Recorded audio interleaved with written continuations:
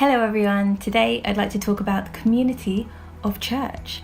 So you have mega churches and then you have smaller community-based churches. I go to a church that is open to our community. I love it because everyone knows your name, or at least we try to know your name. If you're new, kind of sign you up for any sort of ministry to attend. For example, there's children's, women's, men's, youth and senior citizens. So we kind of appeal to all ages and obviously mixed as well. Prayer meetings and Bible studies, you just name it, we pretty much cover it all. And it's also a place where you can share your joys with people and your sorrows as well, and people rejoice with you and they grieve with you.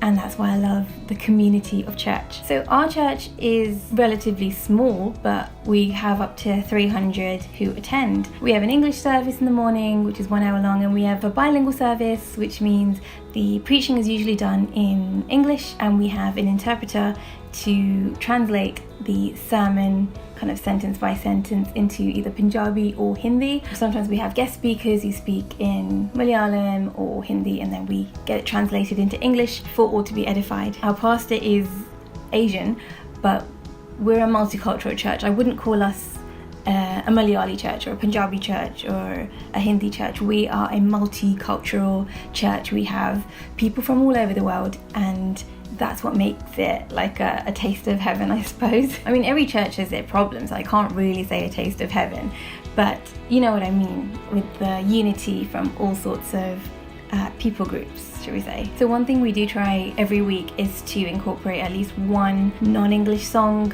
in the worship service, being sensitive to our congregation who come and maybe English is not their first language, so they feel that kind of connection through their own language, which I completely understand. Because if I went to a French church, well, for example, I went to a couple of Ugandan churches, let me just use that example, and they sing in their language and I can't really grasp it, but then when they start singing an English lyric kind of song, I'm like, yes, I know this, and you know, you just connect more. I completely understand why we would need to merge in some other languages into our weekly services. I am referring to my notes.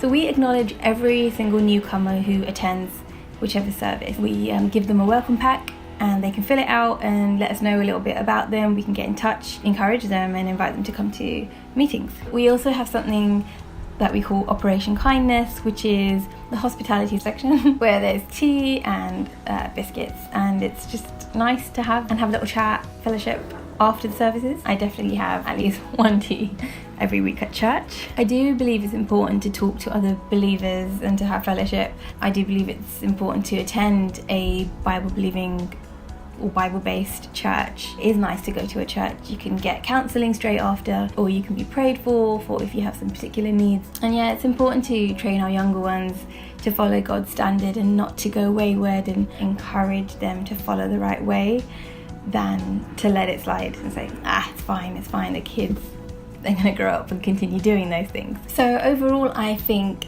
the community of church is vital for growth, just learning wisdom from older people and passing on wisdom to the younger ones, though it may be not as much as someone older than you, but at least you're able to kind of bridge a gap as well. It's not nice to be corrected, but it has to be done. It's a biblical thing. So if you don't attend a church, I hope and pray that you find one and you remain there and you grow in your faith, and that you connect with people who can support you spiritually and be prayer partners with you, or you could even find a mentor. And you can leave below your perspective of the community of church, and if you've experienced it, or if you go to a big church where you don't get to talk to people really. But yeah, you can comment below if you don't go to church and maybe your reasons why, and I'll leave a little reply down below.